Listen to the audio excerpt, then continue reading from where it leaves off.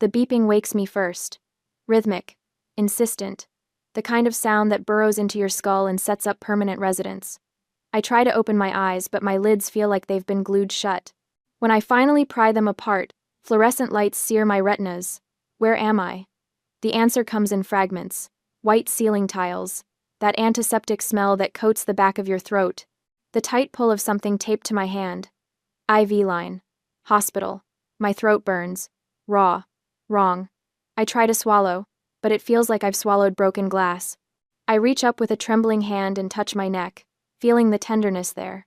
They had a tube down my throat. How long was I out? I fumble for my phone on the bedside table. My fingers feel thick, clumsy, refusing to grip the smooth metal. It takes 3 tries before I can lift it. The screen lights up. 3:47 a.m. Monday. I collapsed on Thursday. 4 days ago.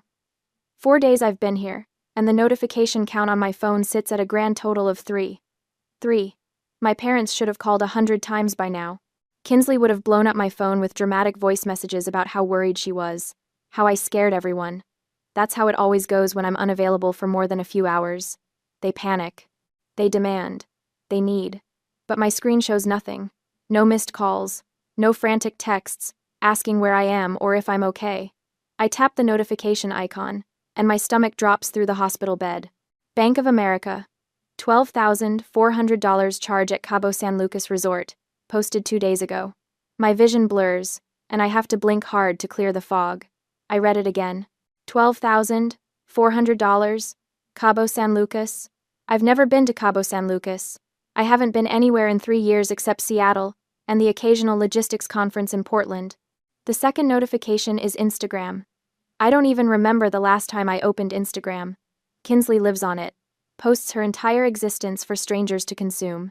I only keep the app because she guilt-trips me when I don't like her photos fast enough. I tap it.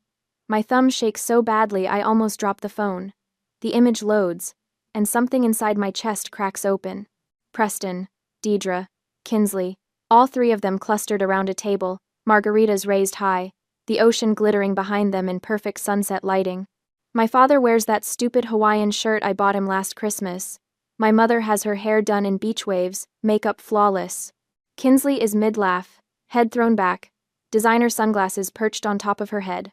The caption reads, Healing Trip W, the fam. Disconnect to reconnect. Family first. Posted yesterday. While I was at the hospital, they were toasting each other in Cabo.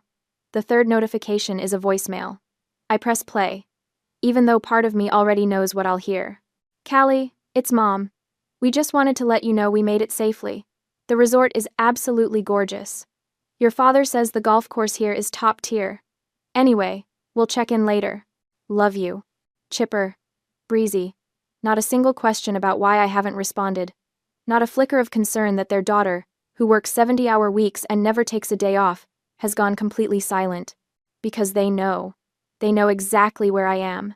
The hospital called them. They had to. I'm the one who pays for their cell phones. I know the number by heart. Someone from this hospital called my emergency contacts and told them their daughter was in the ICU with sepsis. And they chose margaritas. My hand shakes violently now as I scroll back further, past the cheerful vacation photos, looking for something. Anything. A worried text from 4 days ago. A missed call, time-stamped right after my collapse. Nothing. But there is something from 5 days ago. Before I collapsed. Kinsley. Need $500 as soon as possible. Dress for Cabo didn't fit.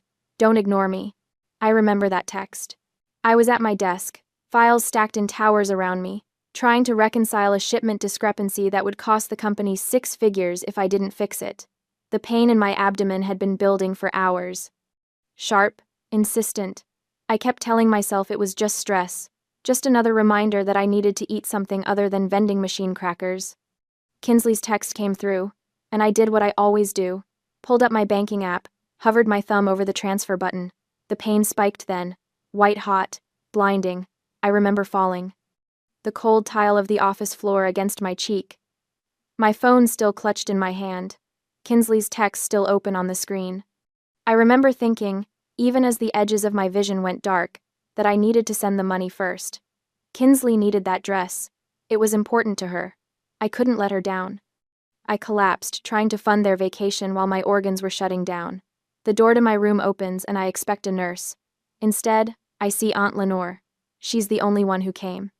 Preston's older sister, the one who has been estranged from the family for 15 years, ever since she refused to co-sign a loan for one of his investment schemes.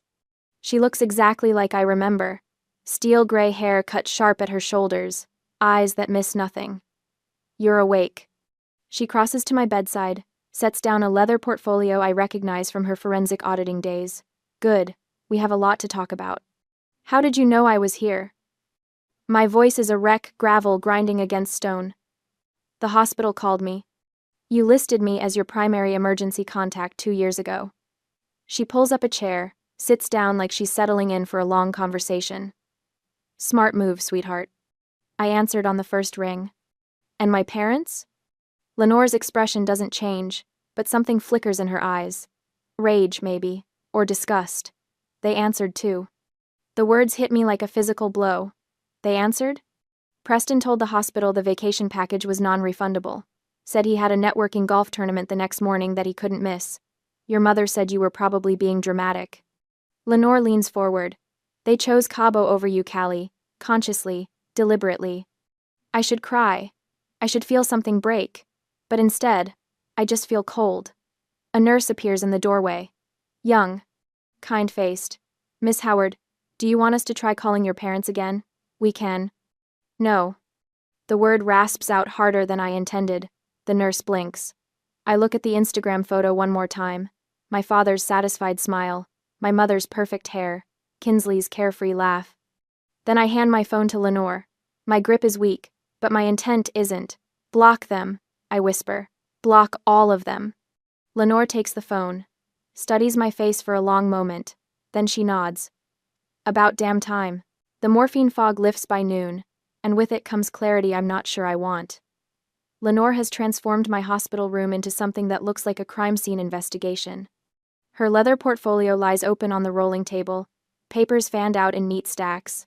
She's brought her laptop, the same ancient ThinkPad she used when she worked fraud cases for the state. "How long have you been tracking them?" I ask. 8 months. She doesn't look up from the screen. "Started the day Preston called me drunk, bragging about his high-yield investment strategy. Said he was bringing in 12% returns quarterly." She glances at me. "You know what legitimate investments are returning right now? Maybe 4% annually if you're lucky." "Bingo." She taps a key, and the printer on the windowsill starts humming. So I got curious. Started pulling public records. Your credit report. Property filings. My chest tightens.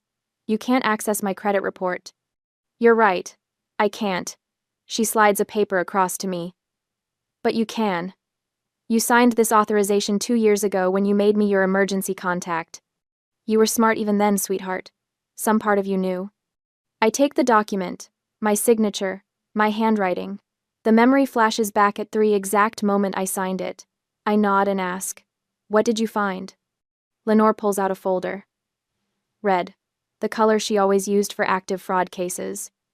"Your family doesn't have a CFO, Callie. They have you.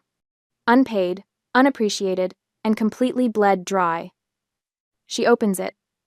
Preston hasn't held a legitimate job in 6 years. He calls himself a high-risk investment consultant, but what he actually runs is a small-scale Ponzi scheme. Takes money from new investors, uses your income to pay returns to old ones. The beeping of my heart monitor picks up pace. It gets worse. She pulls out another sheet. "This is a HELOC, home equity line of credit. Taken against your house 3 months ago. $60,000. The number doesn't make sense. I didn't take out a HELOC." "No, you didn't." Lenore's jaw tightens. "But someone did. Someone who forged your signature and had it notarized by someone who should lose their license." I stare at the document. The signature looks like mine. Close enough that a bank wouldn't question it. But I know I didn't sign this. I would never leverage my house. It's the only thing I own outright. The only safe place I have. "I can't prove this in court yet," Lenore says. "Not without more evidence. But I can prove it to you." She turns the laptop toward me, pulls up a video file. The thumbnail shows my kitchen. "Ring camera?" I ask. From your doorbell, the one that also covers your kitchen if the door's open. She hits play. The footage is from 7 weeks ago. I was at a conference in Portland that weekend. I remember because Kinsley complained I'd miss her birthday brunch. On screen, Preston sits at my kitchen table, papers spread out in front of him, the HELOC documents. He's got a pen in his hand, practicing something on a legal pad. My signature. He does it over and over, checks it against something on his phone. Probably a photo of my real signature. Tries again. Deidre leans over his shoulder, watches. When he finally gets it right, she actually claps. The notary arrives 20 minutes into the video. A woman I've never seen before. She barely glances at the signature. Doesn't ask for ID, just stamps the document and takes her cash payment. Lenore pauses the video. That's felony fraud, bank fraud, identity theft, 10 years minimum if prosecuted federally. I can't look away from the frozen image. My father's satisfied smile, my mother's approval, the casual criminality of it. How much is left? My voice sounds distant, like it belongs to someone else. Of the $60,000? About $800. The air leaves my lungs. The rest went into Preston's investment scheme. He used it to pay returns to 3 separate investors who were getting nervous. Bought himself another quarter of looking legitimate. I think about the dress Kinsley needed. $500. There are 2 primary threats, Lenore says, switching into the clinical tone I remember from her investigator days.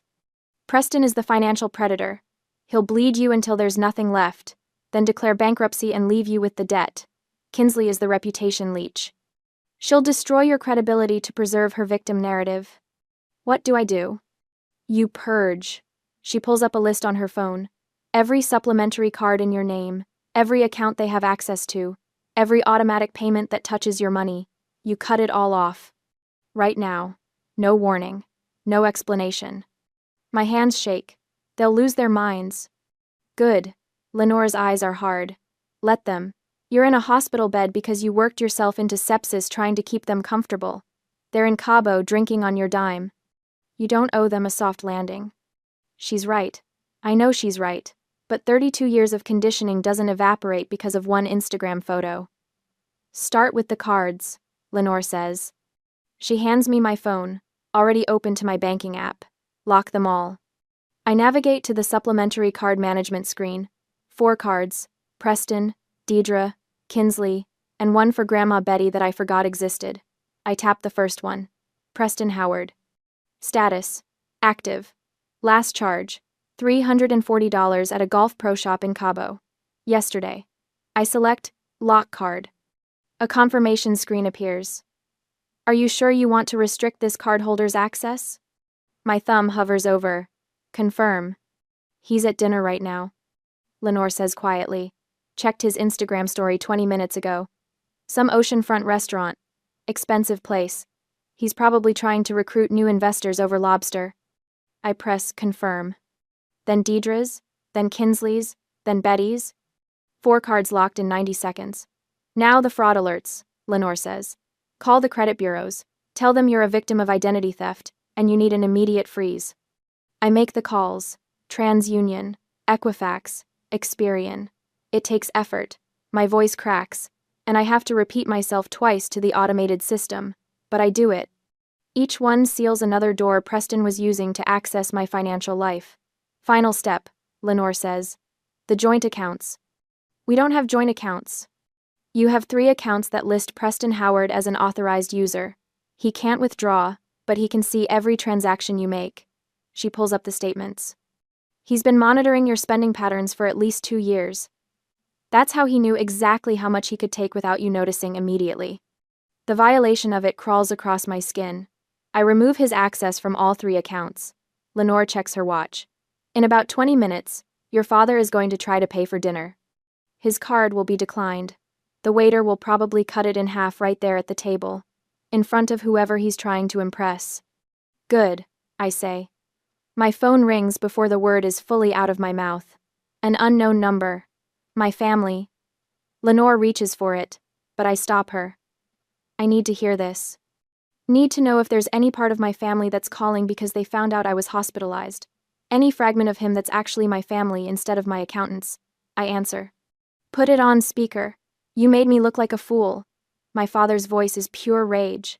Not worried. Not concerned. Rage. The waiter cut up my card in front of clients. Do you have any idea what you've done? Not, are you okay? Not, we heard you were sick. Just fury that his access to my money got interrupted. Fix this, he demands. Right now. I don't care what kind of tantrum you're throwing. Fix it. Effin. Lenore's hand covers mine on the phone. Steady, grounding. No, I say. What? No, I'm not fixing anything. Callie, I swear to God if you don't. I hang up, turn off the phone, set it face down on the table. Lenore squeezes my hand. How do you feel? Like I just cut off my own arm. Like I can finally breathe.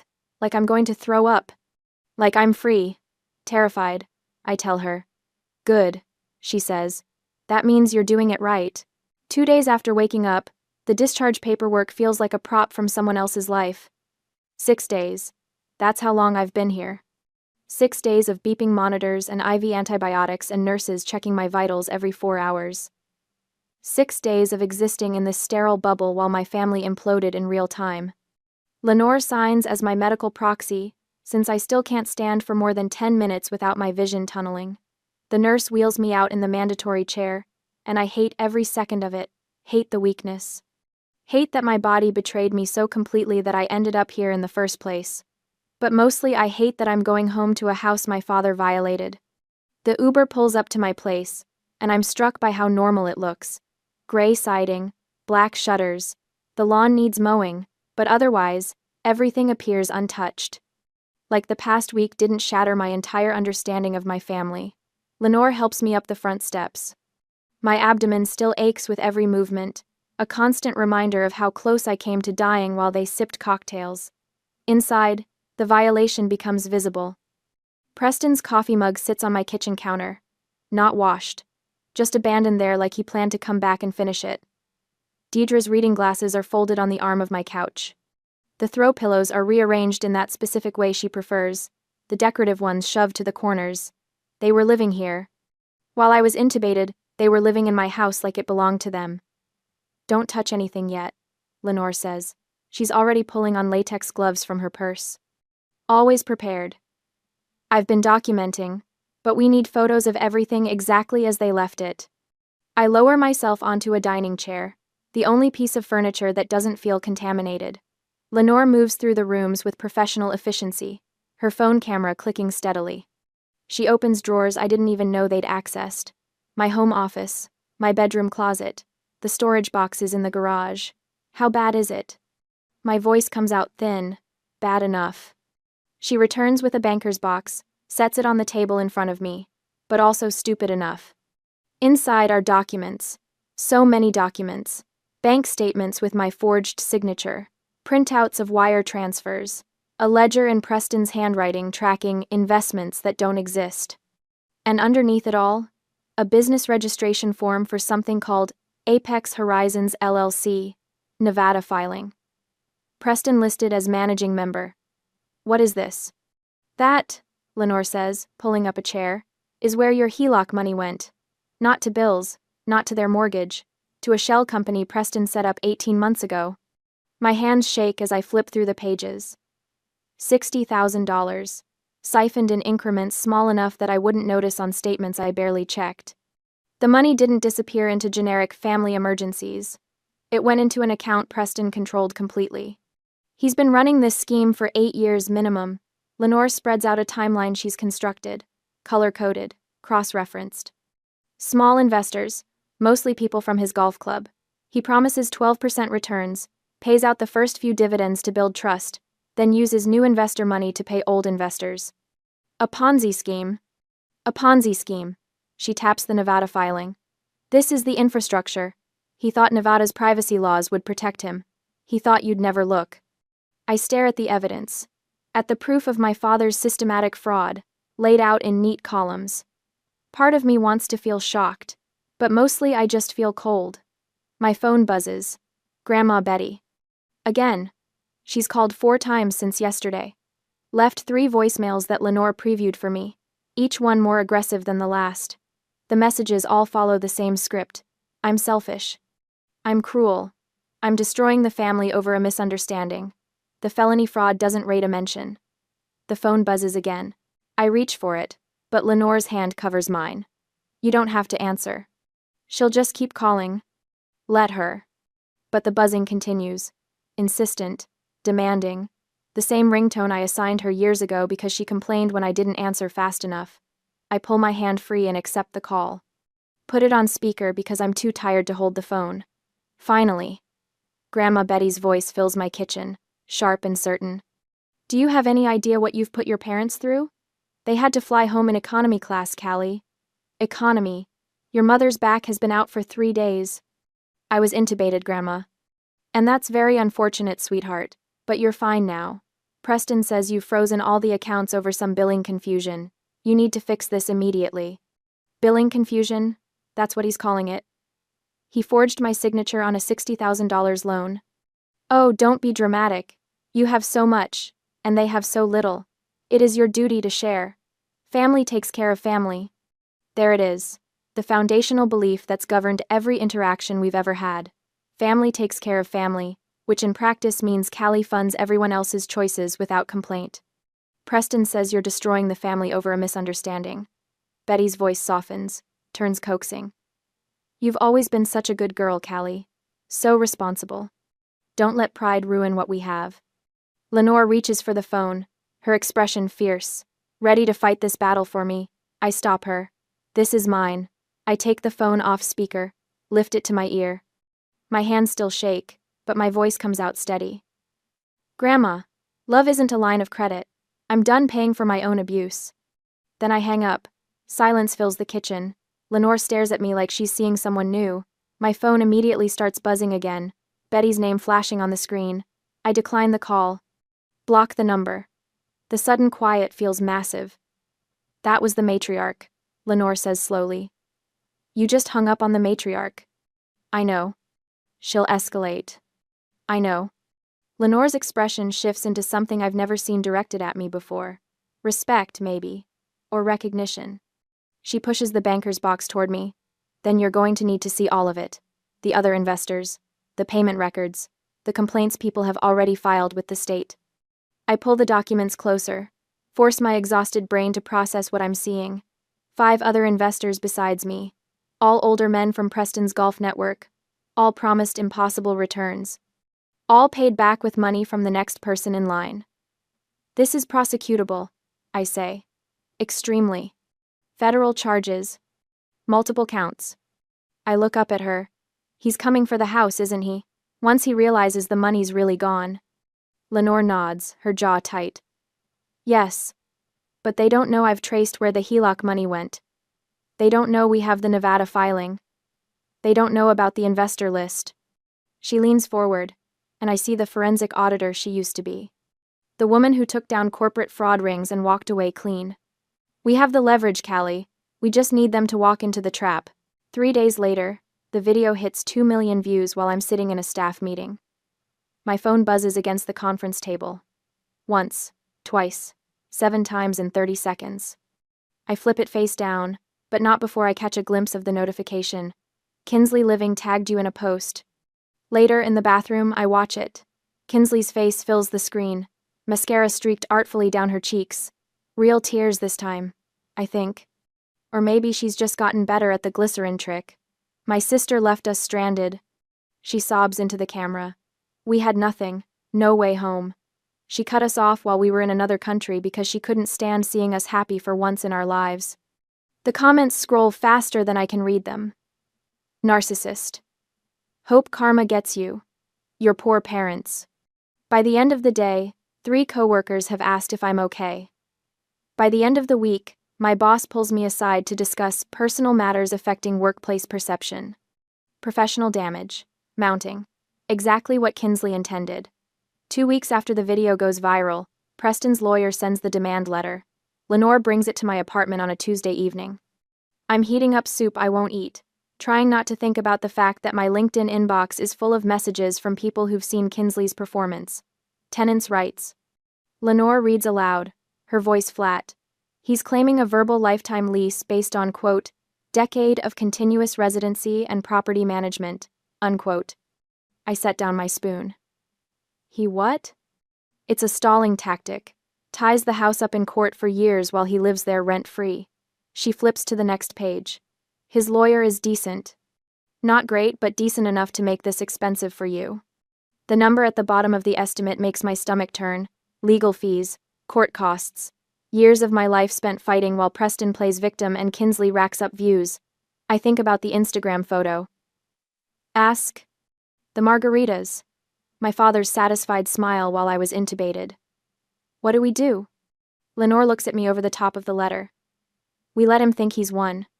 The mediation happens in a conference room that smells like burnt coffee and desperation. Gray walls, gray carpet. A table so aggressively neutral it might as well not exist. Preston arrives first, lawyer in tow. He's wearing a suit I bought him 2 Christmases ago for a business opportunity that never materialized. Deidre follows, phone already out, probably texting Kinsley play-by-play updates. Kinsley herself slouches in last, filming everything on her phone until the lawyer makes her stop. I let my hands shake when I pour water from the pitcher. Spill a little on the table. Preston notices. Smirks. Callie. His voice carries that false warmth he uses when he wants something. We don't have to do this. We're family. I don't answer. Let my silence read as fear instead of fury. Lenore sits beside me, playing her part. Weary advisor. Tired of fighting. She's dressed down for this, wore her oldest blazer, left her forensic auditing credentials off the table tent with her name. Preston's lawyer starts talking. Demands. Concessions. A formal acknowledgement of their residency rights, 6 months minimum before any eviction proceedings, plus a monthly stipend for displacement hardship. The words blur together. I focus on my breathing. In for 4, out for 4. The technique my therapist taught me for panic attacks works just as well for calculated performance. Miss Howard. Preston's lawyer leans forward. Your father has been very patient, but he's prepared to take this to trial if necessary. The publicity alone. We have a proposal, Lenore interrupts. She slides a document across the table. Single page, dense text. The header reads, Affidavit of Residency and Management. Preston's lawyer picks it up, skims it. His eyebrows rise slightly, but he keeps his face professionally neutral. What is this? A compromise. Lenore's voice is exhausted. Defeated. Oscar-worthy. Callie will agree to a 6-month extension and a modest monthly stipend.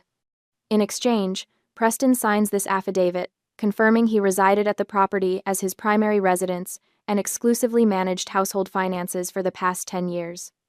I watch Preston read over his lawyer's shoulder. See the exact moment he thinks he's won. His spine straightens. The smirk returns. This admits everything, Preston says slowly. That we lived there, managed everything, ran the household. Play. Yes, Lenore slides a pen across the table. It validates your claims, makes any future legal action much simpler. For you. I need to consult with my client, the lawyer says. He looks uneasy. They huddle, whisper. I see the lawyer tapping the paper urgently, shaking his head. He's spotted the risk. He knows exclusive management is a liability trap. But Preston isn't listening. He's looking at me. At the daughter, he thinks he's beaten. It's fine, Preston says, loud enough for us to hear. He waves his lawyer off with a dismissive flick of his hand. She just wants a piece of paper to save face. Let her have it. Preston, I strongly advise against, the lawyer starts. I said it's fine. Preston snatches the pen. His signature sprawls across the bottom line, bold and confident. The signature of a man who thinks he's just secured his retirement on his daughter's dime. Deidre signs as witness. So does Kinsley, her handwriting looping and dramatic. They leave 20 minutes later, high-fiving in the hallway. I hear Kinsley's laugh echo back through the closing door, sharp and triumphant. The door clicks shut. Lenore's exhausted demeanor vanishes like somebody flipped a switch. She picks up the signed affidavit, holds it up to the light streaming through the window, checking the signatures one final time. Then she smiles. It's not a nice smile. It's the smile of a forensic auditor who just got exactly the evidence she needed, gift-wrapped and notarized.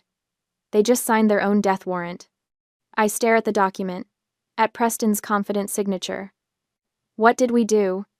By swearing he lived here in Washington as his primary residence while simultaneously claiming Florida residency for tax purposes on other documents I've collected, he just confessed to tax fraud. Lenore sets the affidavit down carefully, reverently. And by admitting he exclusively managed household finances, he just linked himself directly to every transaction from the Ponzi scheme accounts. The trap. Not in the language of the document, but in what signing it proves. The IRS loves this kind of thing, Lenore continues. Clear documentation. Signed confession. No wiggle room. She slides the affidavit into her leather portfolio. We just armed the weapon. Now we wait for the right moment to fire. Outside, I hear Kinsley's laugh again. Celebratory. Victorious. She has no idea what her father just signed. Neither does Preston. But they will. The party planning starts 3 days after the mediation. I know because Kinsley posts about it. Victory celebration at the family estate this weekend. Sometimes you have to fight for what's yours. Family wins. Justice served. The family estate? My house? The one they're still illegally occupying while I pay rent on a studio apartment near the hospital because I can't stomach sleeping under the same roof? Lenore shows me the post over coffee at her place. I should feel rage. Instead, I just feel tired. Let them celebrate, Lenore says. She's wearing reading glasses, scrolling through something on her laptop. Hubris makes excellent seasoning. For what? She turns the screen toward me. It's a Reddit thread. The title reads, "Help me find proof my coworker's sister is lying about her narcissist story." My chest tightens. Who posted this? Sarah Chen from your logistics department. Apparently she remembered you were out with sepsis the same week Kinsley claimed you abandoned the family. Lenore clicks through the comments. She's asking if anyone has time-stamped proof of where your family was during your ICU stay. I scan the responses. Someone linked Kinsley's Instagram. Another person pulled the metadata from her Cabo photos. A third commenter found the resort's tagged location history. This will destroy her, I say. Lenore removes her glasses. She destroyed herself. The internet is just holding up a mirror. By that evening, the truth is everywhere. Someone obtained visitor logs from the hospital through a HIPAA request, proving 0 family visits during my 6-day stay. The timestamps on Kinsley's vacation photos line up perfectly with my intubation. The comments on her TikTok shift like a tide going out. You lied about everything. Your sister almost died and you were doing shots? This is actually sick. Get help. Her follower count drops by half overnight. By morning, 3 brand deals have issued public statements terminating their partnerships. Her management company puts out a vague statement about pursuing other opportunities. I watch it happen from Lenore's couch, coffee going cold in my hands. I should feel vindicated. Instead, I just feel hollow. They're coming tomorrow, Lenore says. She's on her phone, typing rapidly. Preston just confirmed. 2 p.m. For what? Final settlement meeting. I told him you're ready to surrender the house entirely. She looks up, smile sharp. He thinks he's won. The next afternoon, I arrive at Lenore's office building downtown. It's all glass and steel, the kind of place that smells like expensive carpet and quiet money. Preston's leased Range Rover is already in the parking garage. I recognize it by the investor lifestyle bumper sticker he slapped on the pristine bumper tacky, just like him. My hands shake as we ride the elevator up. Lenore squeezes my shoulder once, brief and firm. Remember, she says, you're not the one who should be afraid. The conference room is smaller than I expected. Preston sits at the head of the table, legs spread wide, taking up space like it's his birthright. Deidre perches beside him, fresh manicure drumming against the wood. Kinsley slouches in the corner, phone face down for once. Her eyes are red.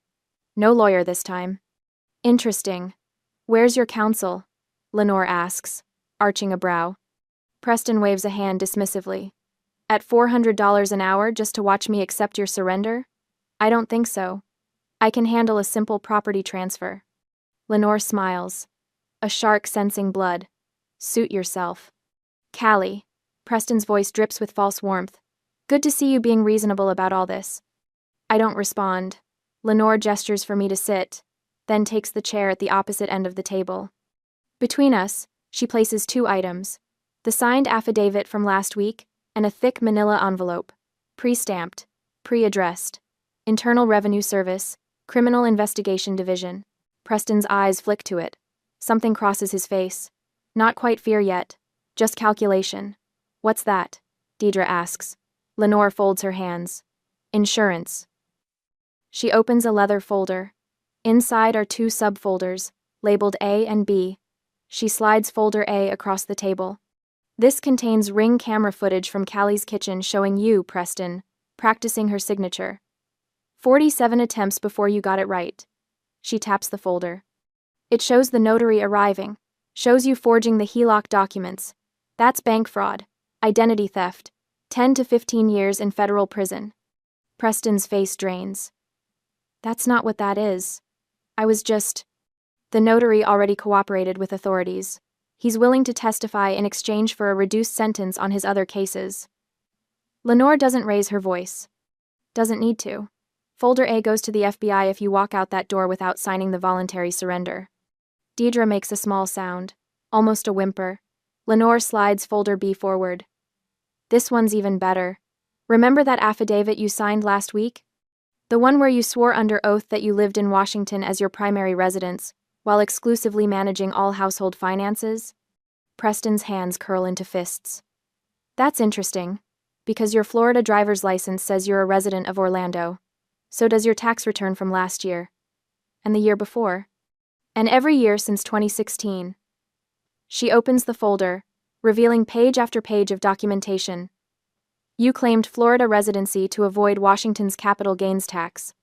But you just signed a legal document admitting you lived here. That's called tax fraud, Preston. I'll recant. His voice comes out strangled. I'll say I was confused. Then I mail both folders to federal investigators and you get charged with perjury on top of everything else. Lenore leans back. But wait, there's more. She pulls out another set of papers. Financial ledgers, bank statements, names I don't recognize. By admitting you managed Callie's household finances, you legally tied yourself to every account that received funds from her income, including the Nevada Shell Company, including the investment scheme accounts. She spreads them across the table like a poker hand. We have 12 investors ready to file complaints. We have wire transfer records. We have your signature on documents promising returns you knew you couldn't deliver. Those were legitimate investments, Preston says, but his voice cracks. Then you won't mind explaining them to a grand jury. Silence fills the room like water rising. Deidre is crying quietly. Kinsley stares at the table, motionless. Preston looks at me finally. Really looks at me. Callie, sweetheart, this is your aunt twisting everything. You know me. You know I'd never deliberately hurt you. We're family. His voice shifts, takes on that wheedling tone I've heard 1,000 times. We made mistakes. People make mistakes. But we raised you. We loved you. Doesn't that count for something? Once, that tone would have shattered me, would have pulled me right back into the cycle. Now I just wait for Lenore to finish. She taps the pre-stamped envelope. Here's how this works. You sign the voluntary property surrender right now. You vacate within 24 hours. I file a simple eviction on record. No criminal charges. You walk away with your freedom. Or, Preston asks, or you refuse, and this envelope goes in the mail the second you leave. FBI, IRS, every investor complaint filed simultaneously. You'll be in federal custody within a week. The fluorescent lights hum. Someone's phone buzzes. Kinsley, probably. Another brand deal falling through. Preston's hand trembles as he reaches for the pen. Just a small loan, he says, voice breaking. To help us move. Start over. $5,000. You have so much, Callie. Just $5,000. Every cell in my body recognizes this moment. The final test. The last chance for old patterns to reassert control. Old Callie would have checked her bank balance before he finished the sentence. I stand. Look him directly in the eye. No. One word. Clean. Final. His face crumples. Not with sadness. With rage. With disbelief that his asset is refusing to perform. He signs. 18 hours later, I stand in my house while Lenore changes the locks. The place is empty except for the furniture I bought. They took their clothes, Preston's files, Kinsley's ring light setup. Nothing else. The silence is extraordinary. My phone buzzes. Grandma Betty's name lights up the screen. I let it go to voicemail. already knowing what it'll say. Family betrayer. Ungrateful. Cold-hearted. I delete it without listening. Through the window, I watch the sunset, paint my neighborhood in shades of copper and gold. My abdomen still aches sometimes, phantom pain from the sepsis, but my chest feels light, free. The house sells 3 months after the eviction. I watch the closing documents slide across the table at the title company, my signature steady where Preston's once trembled. After paying off the fraudulent HELOC, there's no profit, just zero. A clean slate where contamination used to be. I take the last check and walk out into rain. My new apartment overlooks Puget Sound from the 3rd floor of a 1,972 building in Ballard. 800 square feet, 1 bedroom, a balcony barely wide enough for 2 folding chairs. It costs half what the house did, and when I wake up here, my chest doesn't feel like someone parked a truck on it. No ghosts, no debts, just mine. 6 months after the eviction, I meet the first grant recipient in a coffee shop near Pike Place Market. Her name is Rebecca, 28. Shaking hands, clutching a folder of financial documents she's afraid to open. My brother took out credit cards in my name, she says. I didn't know until collections called my work. I recognize the look in her eyes. The shame that doesn't belong to her but sits there anyway, heavy as a stone. You're not responsible for what he did, I tell her. You're only responsible for what you do now. She cries. I hand her tissues and the grant paperwork. $5,000. Enough for a security deposit and first month's rent somewhere he doesn't have the address. How did you stop feeling guilty? She asks. I think about that for a moment. The truth is complicated. Healing isn't linear. Some days I still wake up and reach for my phone to check if they've texted. But most days, I don't. I stopped confusing love with sacrifice, I say finally. Real love doesn't cost you everything. That afternoon, my phone buzzes, the same notification tone from that ICU room months ago. My body freezes, old programming trying to boot up. It's an email. Subject line, emergency, kidney surgery. I stare at Preston's name in my inbox. My thumb hovers over the delete button, but something stops me. Curiosity maybe. Or the need to see if I'll still feel that old pull. I open it. Callie, I know we haven't spoken, but I need your help. Emergency kidney surgery next week. Insurance won't cover everything. The hospital needs $8,000 up front or they'll cancel. I'm sorry for everything that happened. I know I made mistakes. But I'm your father. Please. The words are precision engineered. Medical crisis. Apology. Blood relation. Every pressure point he installed in me since childhood, pressed in exact sequence. In the past, I would have called the hospital to verify. I would have at least Googled it, or I might have felt guilty for not caring. Now, I just forward it to Lenore, without reading the rest. Her response comes back in 4 minutes. Outpatient procedure. Kidney stone removal. Insurance covers 100%. He posted about his minor procedure on Facebook yesterday with laughing emojis. I delete the email. No hesitation, no second thoughts, no knot in my stomach. I walk to my balcony with a cup of tea. The sound stretches out gray and restless under low clouds. A ferry cuts through the water, lights bright against the coming dusk. Seagulls wheel overhead, their cries sharp and clean. I breathe in salt air, exhale slowly. This is peace. Not the absence of noise, but the presence of boundaries. A fortress I built brick by brick, learning that walls aren't always meant to keep people out. Sometimes they're just meant to keep you safe inside. My journal sits on the small table. I open it to a blank page and write. Silence isn't an absence of noise. It's a fortress I built to protect my peace. Then, below it. They taught me love was sacrifice. I learned love is also boundaries. The sun breaks through the clouds for just a moment, turning the water gold. I close the journal and let myself smile.